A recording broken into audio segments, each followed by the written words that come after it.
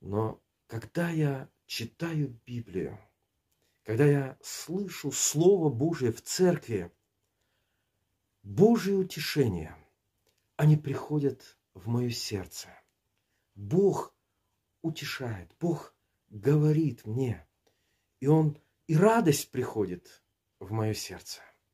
Бог укрепляет, Бог дает надежду, дает силы. И тогда это подобно сладости для души.